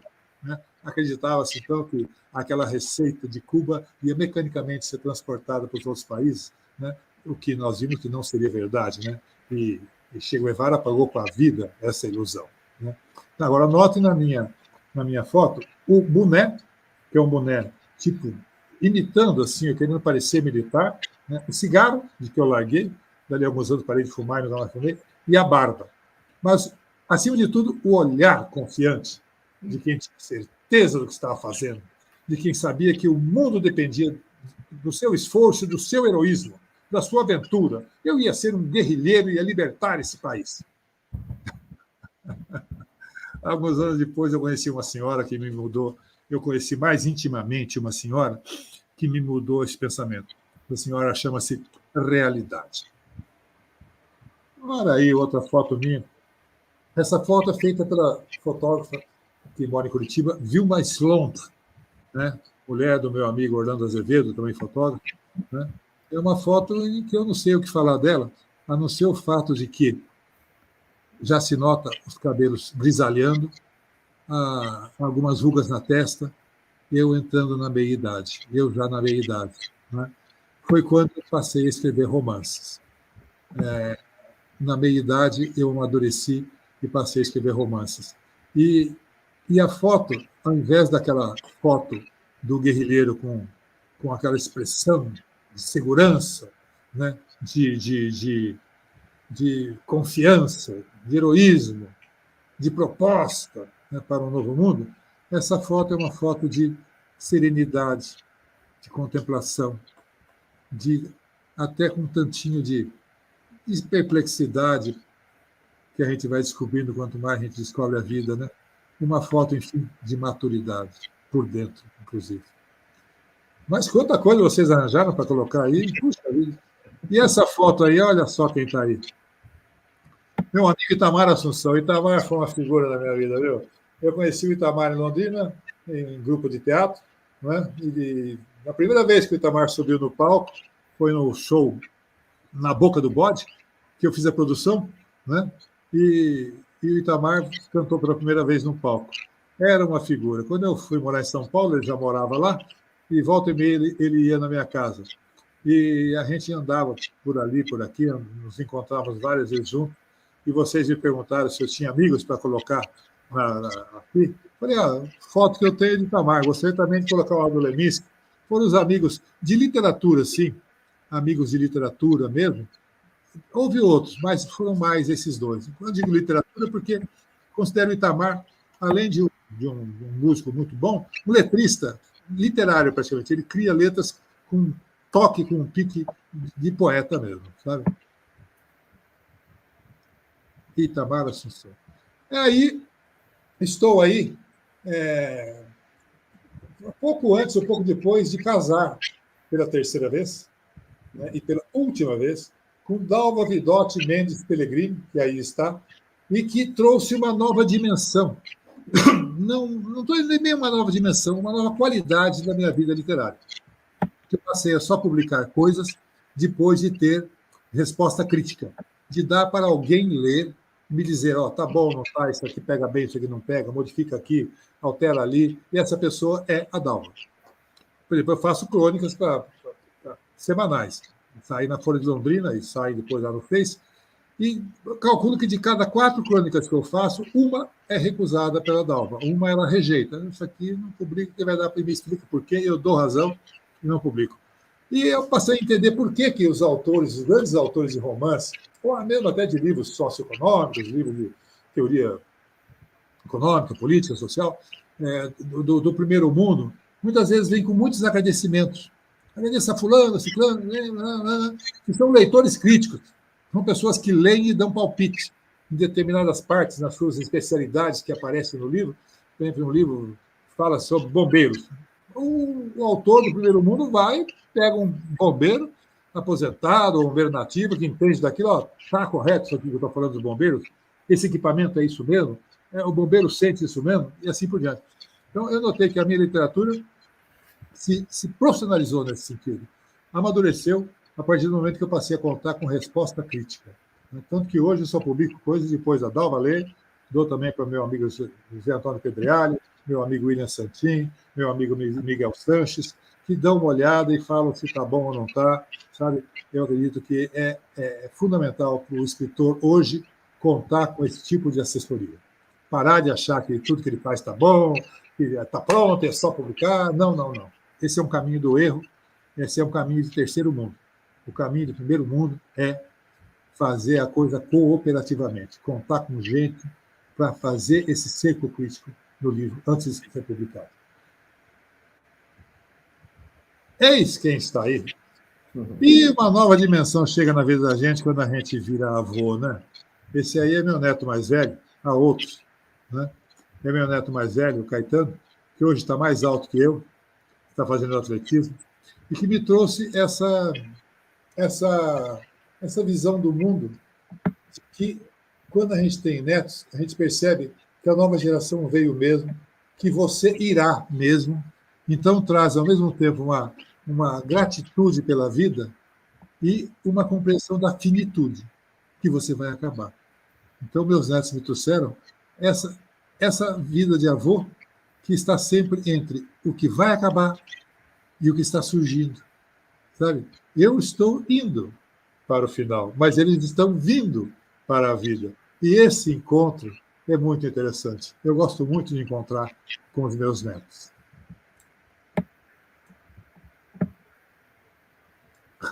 Quem está aí? Quem colocou esse bicho aí?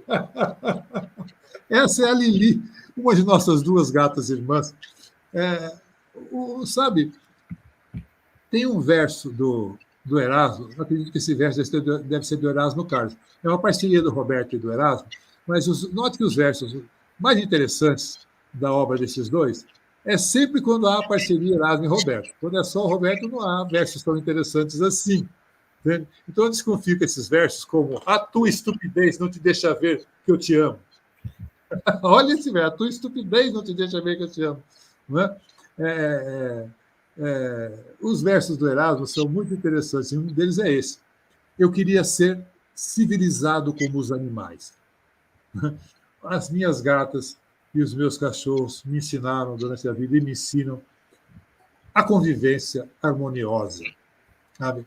A graça e a elegância naturais, que não precisa fazer esforço nenhum. O gato e o cachorro são naturalmente elegantes, são amorosos, como nós deveríamos ser sempre, né? São cooperativos. Você vê que um ajuda o outro, né? Um compreende o outro. Aqui nós temos a nossa cachorra branquinha e as nossas 2 gatas, que são como irmãs. Não tem isso de cachorro não gostar de gatos. A gente chegou com a gata, a primeira delas chegou, apresentamos para a branquinha, que já tinha manifestado rejeição a gatas que passavam por perto, gatas visitantes.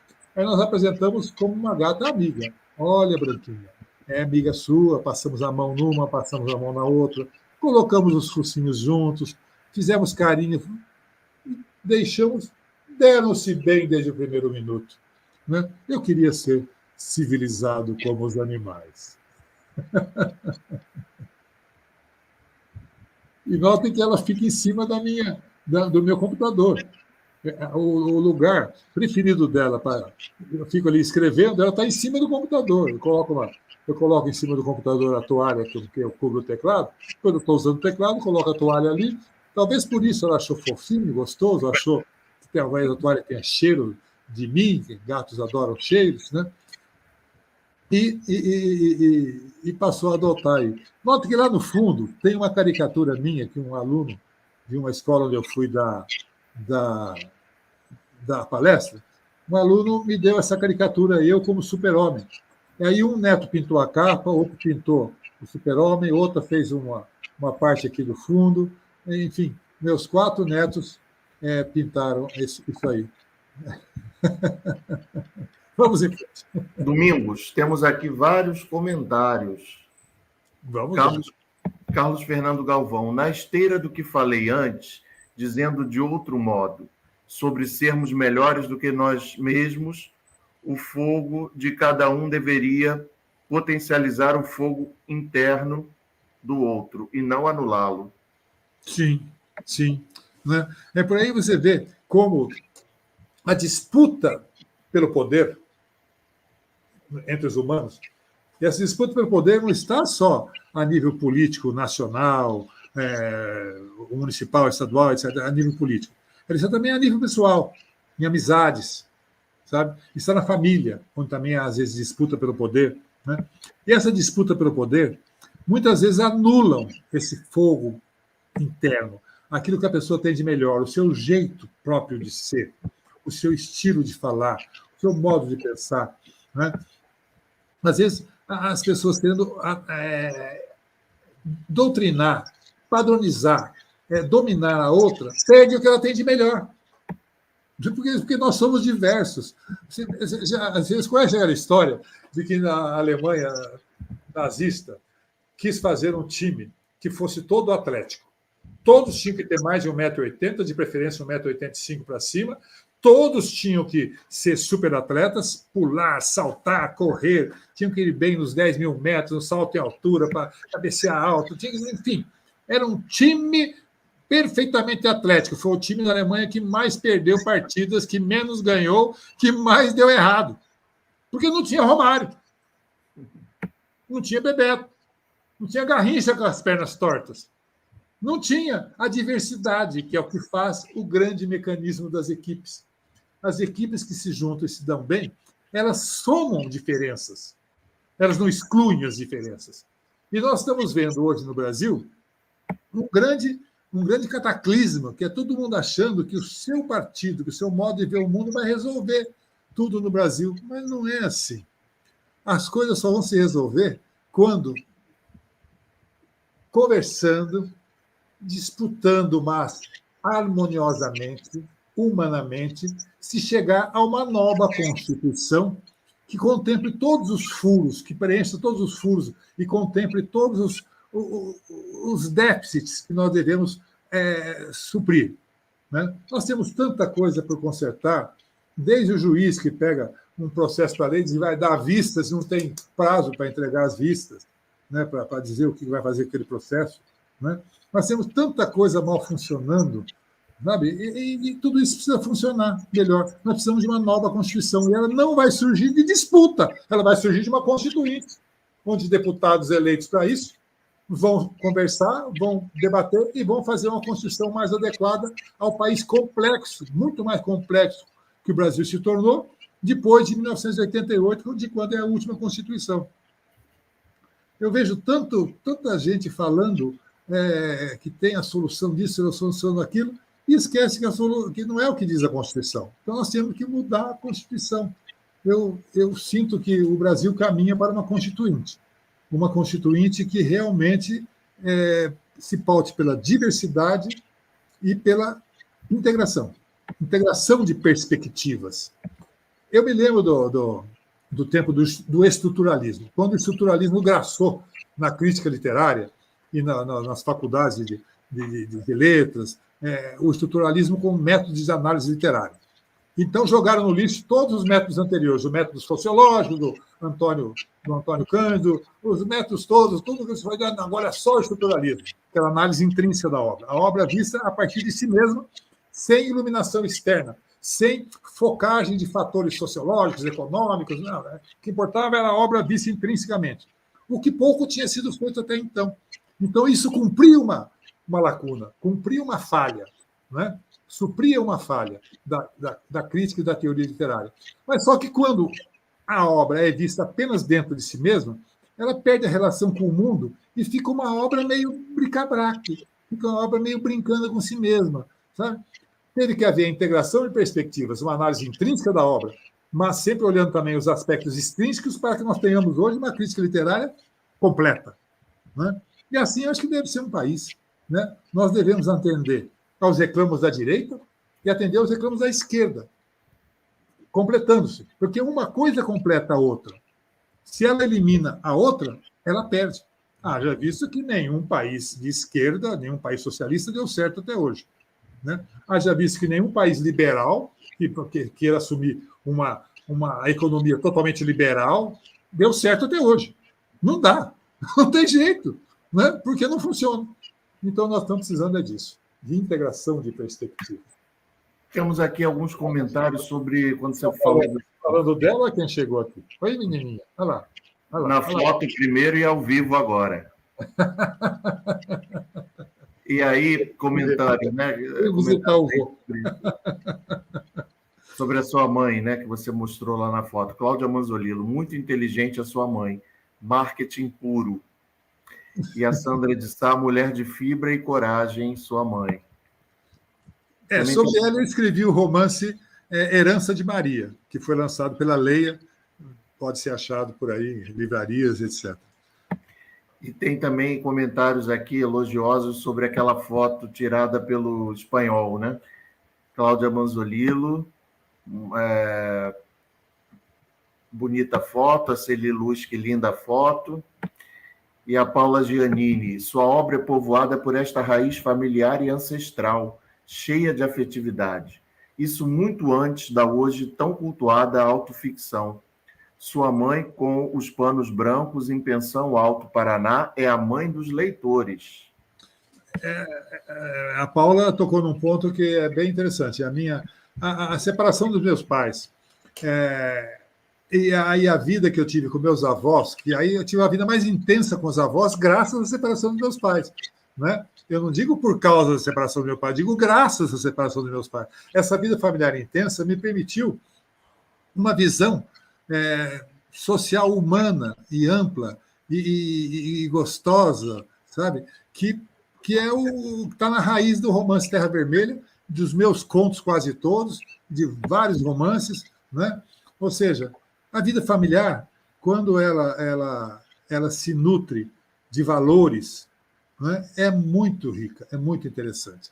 Família não é só para dar comida para a gente, para nos fazer sobreviver, nos dar a casa e comida e apoio. Família é para trocar valores, perpetuar, desenvolver e trocar valores, crenças, né, em atividades. Por exemplo, eu sempre lembro do meu avô contando de quando ele era tropeiro. Sabe? Isso marcou a minha vida. Eu lembro da minha nona cozinhando. Marcou minha vida, porque não era uma simples cozinha, era uma aula de culinária social. Ou seja, primeiro ela afiava a faca, os gatos vinham da vizinhança toda e ficavam no telhado em cima, né? Aí ela cortava aquelas langanhas, aquelas partes de gordura e tal, e jogava para eles lá em cima, porque aqui embaixo tinha cachorro que poderia pegar os gatos. Então ela jogava lá no telhado da casa vizinha. Olha, como minha avó começava a cozinhar, né? Depois, ela fazia feijão, arroz, aquilo, isso, aquilo, com horários bem delimitados, assim, bem marcados, de maneira que ela pudesse assistir novela de rádio, ouvir novela de rádio e cozinhar ao mesmo tempo. Ela cozinhava uma coisa agora, uma coisa depois, a manhã inteira. Quando chegava o meio-dia, ela tinha visto 3 ou 4 novelas de rádio, naquele tempo havia muitas novelas de rádio, e o almoço estava pronto. Eu falava, puxa vida, era uma mestra em organização do trabalho. Então, eu aprendi com ela isso também, sabe? A organização do trabalho. E assim, com meus avós, com meus tios, eu fui aprendendo coisas. A família, quando você presta atenção, né, e como dizia seu Celso, que é que a gente não aprende quando presta atenção? A família, quando a gente presta atenção, é uma fonte riquíssima para as artes. Então, essa pessoa que fala que eu faço uma ficção autocentrada, uma autoficção, se nesse auto se entender a família também, sim, tem toda a razão.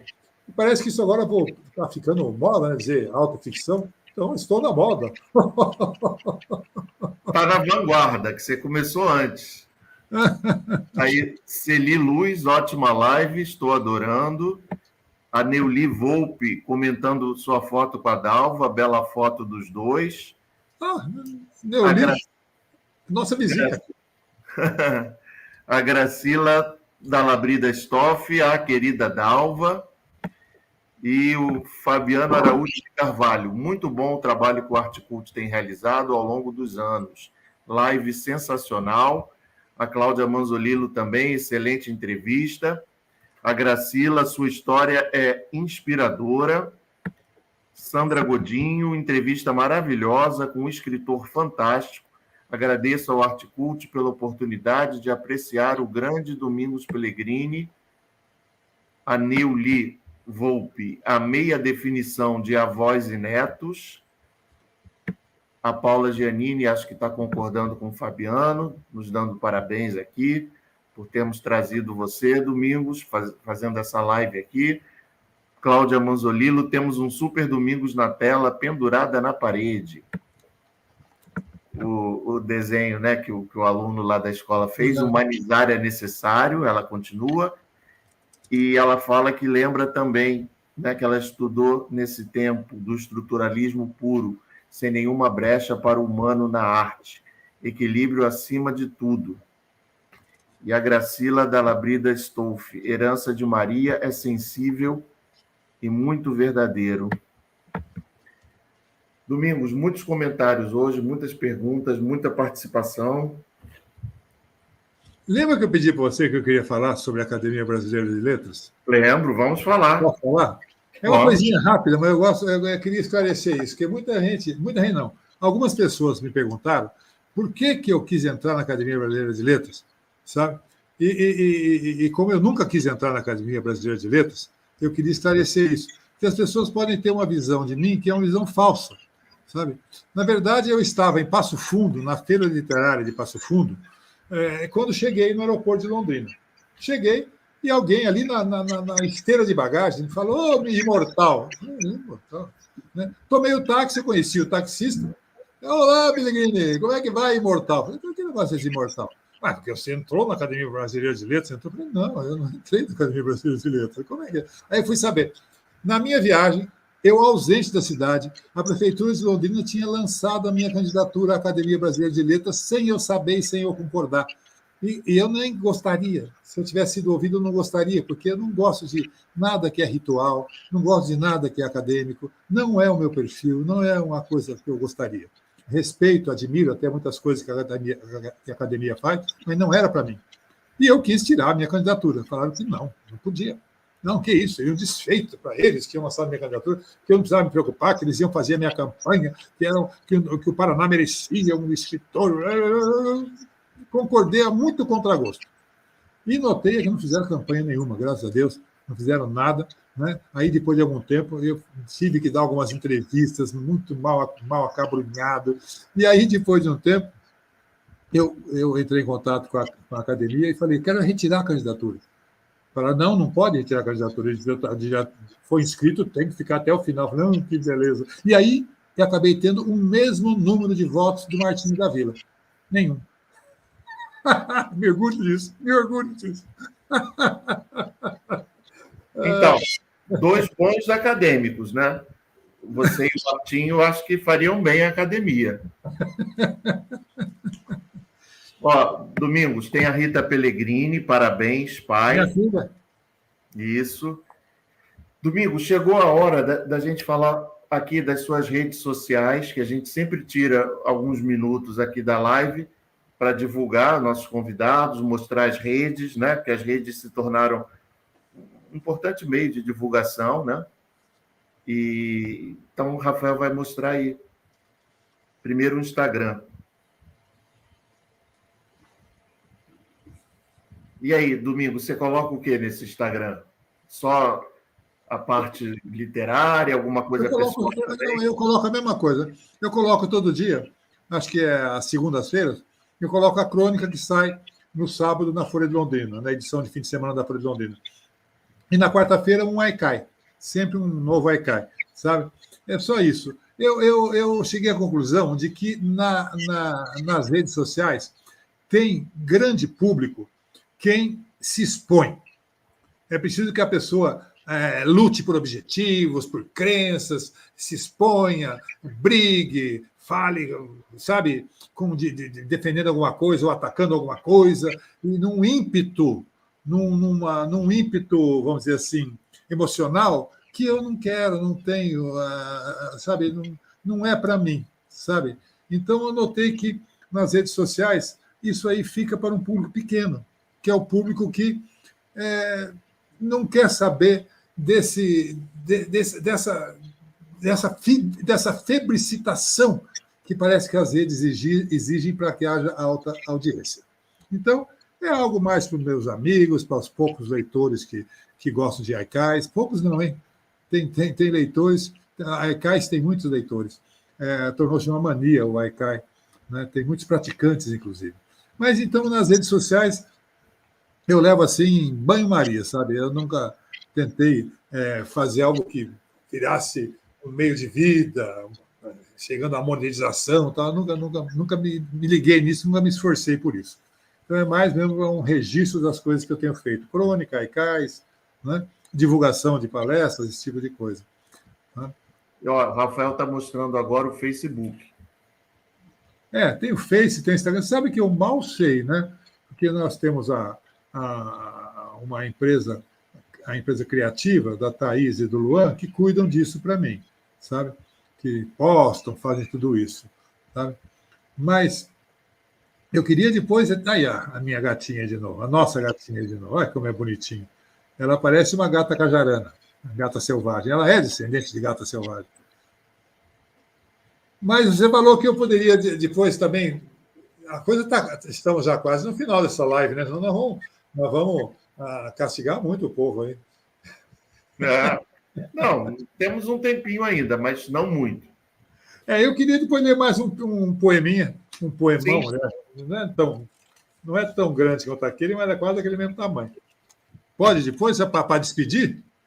Para despedir. Rafael vai mostrar ainda mais um canal, né? Olha aí, vamos mostrar o canal do YouTube. No YouTube, tem vídeos, etc. Tem os haikais, né? Haikais. Agora, é impressionante, não é? Como a diversidade é mesmo própria do ser humano. Porque quando começaram as redes sociais, parecia que ia acabar os livros. Os livros iam acabar, as livrarias fechando. Parecia que os livros iam acabar. Não parecia? Olha, vai ficar tudo na tela. Não vamos ter mais livro impresso, não vamos mais ler no papel. No entanto, o que aconteceu? Assim como o long play voltou, os livros continuam sendo vendidos. Agora, através da tela, através dos aplicativos e das plataformas. Né? Os livros continuam.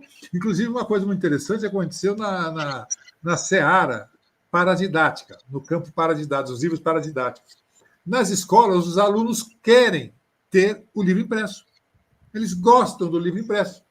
Eles têm o tablet, eles poderiam ter o livro só ali na tela, mas poucos querem, a maioria quer o livro impresso. Assim como muita gente quer o long play. Quer que haja o disco ali no streaming, não, mas quer ter um long play, quer tocar um long play, quer ter uma vitrola, ou seja, convivem hoje convive toda essa diversidade de meios, né? Que coisa interessante. Né? Você vê que está tudo se juntando, né? Tudo se complementando, uma coisa não exclui a outra, convive com a outra. Isso que eu acho mais interessante desse tempo que nós estamos vivendo. E aí o Rafael está mostrando agora o blog, né, dos haikais, Casa do Haikai. E a Casa do Haikai tem aí, acho que centenas de haikais, né, que foram sendo feitos. No começo eram só com fotos, depois agora com vídeos. Né? O haikai é uma forma poética japonesa que se universalizou. Né? Aconteceu com o haikai o que aconteceu com o soneto no século XIX. Né? Tornou-se uma mania universal. Né? Porque o haikai tem uma característica muito interessante, né? Que ele é breve, é conciso, mas tem que ser mágico. Ele tem que ter uma graça no dizer e no pensar, né? Ele tem que revelar alguma coisa de forma graciosa e breve. E, com isso, o haikai tornou-se a categoria literária, a forma literária mais praticada e mais consumida hoje. Existem muitos praticantes de haikai e muitos apreciadores de haikai. É muito interessante isso, porque com o haikai, o Ocidente aprende síntese, aprende brevidade.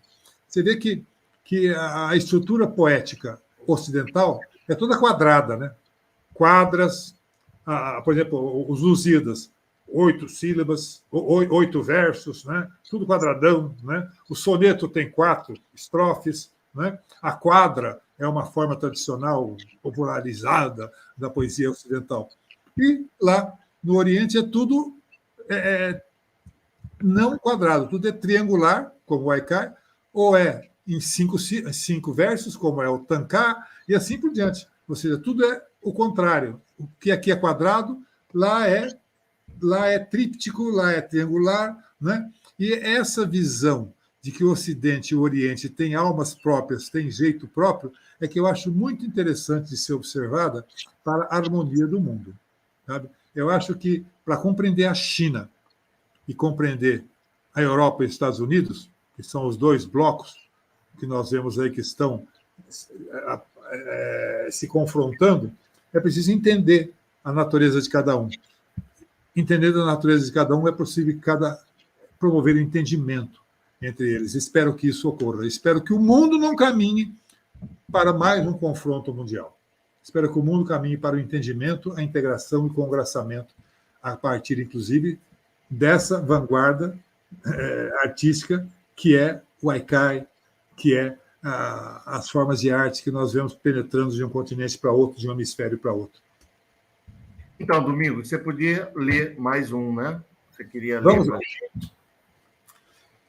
Eu vou ler um poema chamado Minha Nova Moda. Será que nessa idade eu tenho condição de estar lançando moda? A minha nova moda é ficar velho. Por fora só, por dentro não. Ainda bate o velho coração, pondo ovos no ninho do coelho. Criança, abro os presentes de Natal, continuo conversando com o cachorro, até viro menino quando choro, e as lágrimas são boas, afinal. Coleciono lembranças, tardezinha, folhas rolando por um chão antigo, o sorriso bom do primeiro amigo, o nome da primeira namoradinha. Volto a ser moço quando acredito novamente na velha democracia. Remoço, confiando em novos dias, guri brincando nos campos do espírito. Ninguém é mais moleque do que quem, sabendo bem que menos tempo tem, quanto mais tempo já gastou, porém, põe-se a perder tempo como ninguém. Eu venho lá do tempo do bolero, mas o rock rolou na minha vida. Elvis me deu um topete bonito. Raul me falou, você vai ser roqueiro. Roqueiro, sabe-se, não envelhece. Apenas viramos meninos velhos. E apesar do protesto dos joelhos, se pintam rock, eis que os pés se mexem. E tatuei na alma um coração, para não ser nem mau e nem descrente, e me garante silenciosamente, todo dia uma ressurreição. O meu futuro em nada me incomoda. Quero é futuro melhor para os netos. E como todas as modas, de certo, é passageira a minha nova moda. Domingos, a gente tem aqui um outro projeto no nosso canal Literatura que se chama AC Literatura Convida. Nós lançamos recentemente, deve ter um pouco menos de 2 meses, e nós estamos recebendo contos, crônicas e poemas de autores. Não importa se o autor é iniciante, se não publicou nenhum livro, ou se já é um autor mais experiente, com uma carreira já estabelecida, qualquer um pode participar. É só enviar para a gente um conto, um poema ou uma crônica que, se o canal, né, os colaboradores do canal Literatura acharem bom o texto, a gente vai publicar e vai divulgar nas nossas redes sociais. Então, a gente está esperando, tá? Textos aí para esse novo projeto AC Literatura Convida. Tem um videozinho rápido, o Rafael vai mostrar para a gente.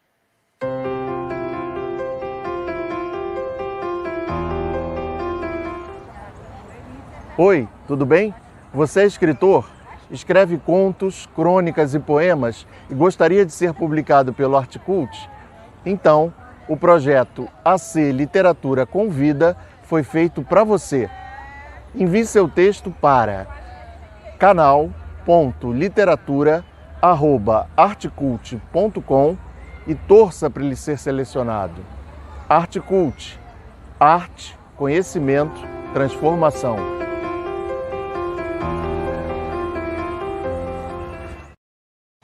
Só complementando. Me mande um e-mail que eu te mando uma porção de coisas, tá? Eu queria falar uma coisa, eu quero agradecer a vocês e ressaltar, como eu já falei no começo, sabe, a qualidade, o gabarito mesmo do que vocês estão fazendo, sabe? Quero dar uma sugestão também. Em vez de a Articultura Convida, com N, eu colocaria a palavra, não uma palavra só, com M. M em vez de N. Convida com M. Mas quer dizer que você vai participar do nosso projeto, Domingos? Sim, sim. Opa, que legal. Olha aí, gente. Então, olha aqui. E qualquer um pode, como eu falei antes. A pessoa que está iniciando ainda tem aquela vontade, mas não publicou ainda, mas, enfim, já escreve, já tem... Gostaria muito de ver várias coisas. Isso. Então, tá, a gente está esperando mesmo e temos comentários aqui. Vou terminar com alguns poucos comentários que restaram. Sueli Ramoa, que fala encantadora, que vida rica. Parabéns, Domingos. A Cláudia Angst, adorei Terra Vermelha. E a Neuli Volpe, Domingos, parabéns por esse tempo com você. Fantástico. Olha, Domingos, eu acho que o pessoal realmente gostou, a gente vê pela participação, que foi muito intensa, né? Muitas perguntas, muitos comentários. Né? Desculpa te interromper. Pode, lógico, pode falar, por favor. Eu posso terminar cantando uma musiquinha? Pode. Claro. É uma homenagem a um dos roqueiros que eu mais gosto. Eu gosto muito. E ele morreu agora, né? Erasmo Carlos. Posso terminar? É uma musiquinha dele com letra do Carlos Ghiaroni. Olha, gente, que maravilha. Antigamente, quando eu me excedia ou fazia alguma coisa errada, naturalmente minha mãe dizia: ele é uma criança e não entende nada. Por dentro eu ria satisfeito e mudo. Eu era um homem e entendia tudo. Hoje só com meus problemas. Eu rezo muito, mas eu não me iludo. Sempre me dizem quando fico sério: ele é um homem e entende tudo. Ai, por dentro, com a alma atarantada, eu sou uma criança e não entendo nada. Então, estou lembrando aqui, Domingos, que o Cláudio Rodrigues também, né, Rafael, terminou cantando. O Rodrigues, que foi convidado nosso aqui também. E aí você também foi nessa linha aí. Domingos, muito obrigado mesmo, tá? Em nome aqui do Articult, do canal Literatura e do Articult como um todo. Obrigado a todo mundo que veio também, participou aqui.